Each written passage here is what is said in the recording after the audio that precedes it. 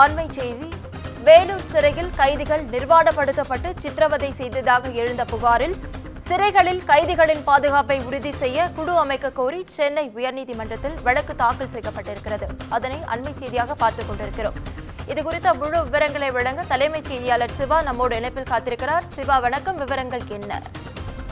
நவீனா, தமிழகம் முழுவதும் இருக்கக்கூடிய சிறைகளில் கைதிகளினுடைய பாதுகாப்பை உறுதி செய்ய குழு அமைக்க கோரிய வழக்கு தொடர்பாக தமிழக அரசு பதிலளிக்க வேண்டும் என்று சென்னை உயர்நீதிமன்றம் உத்தரவு பிறப்பித்திருக்கிறது. குறிப்பாக தண்டனை கைதியை வீட்டு வேலைக்கு பயன்படுத்தி தாக்கிய விவகாரம் தொடர்பாக சென்னை உயர்நீதிமன்றத்தினுடைய உத்தரவின்படி வேலூர் சிறை அதிகாரிகளுக்கு எதிராக வழக்கு பதிவு செய்யப்பட்டுள்ள நிலையில் விசாரணை கைதிகளை அடித்து துன்புறுத்தும் சிறை அதிகாரிகளுக்கு எதிராக ஒழுங்கு நடவடிக்கை எடுக்க கோரி கேரளாவை சேர்ந்த அஸ்வின் குமார் என்பவர் சென்னை உயர்நீதிமன்றத்தில் ஒரு வழக்கை தாக்கல் செய்திருந்தார்.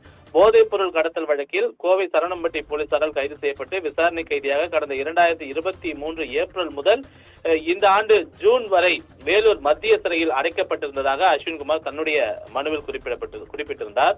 விசாரணை கைதிகளை நிர்வாணமாக்கி தனிமை சிறையில் அடைக்கும் சிறை அதிகாரிகள் அவர்களை அடித்து சித்திரவதை செய்து வருவதாகவும் அது குறித்து கேள்வி கேட்டால் இருட்டு அறையில் அடைத்து துன்புறுத்துவதாகவும் அந்த மனுவில் அவர் குறிப்பிட்டிருந்தார். இந்த துன்புறுத்தல்கள் காரணமாக கைதிகள் தற்கொலை செய்து கொள்வதாகவும் அதை வெளியில் தெரியாமல் அதிகாரிகள் மறைத்து விடுவதாகவும் அந்த மனுவில் அவர் குற்றம் சாட்டியிருந்தார்.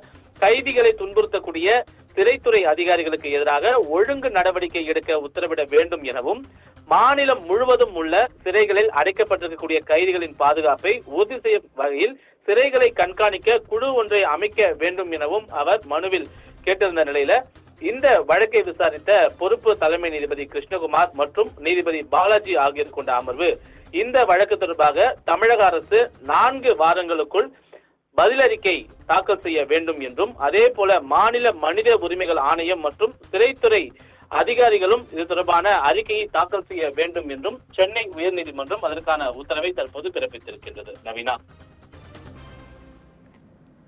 விவரங்களுக்கு நன்றி சிவா.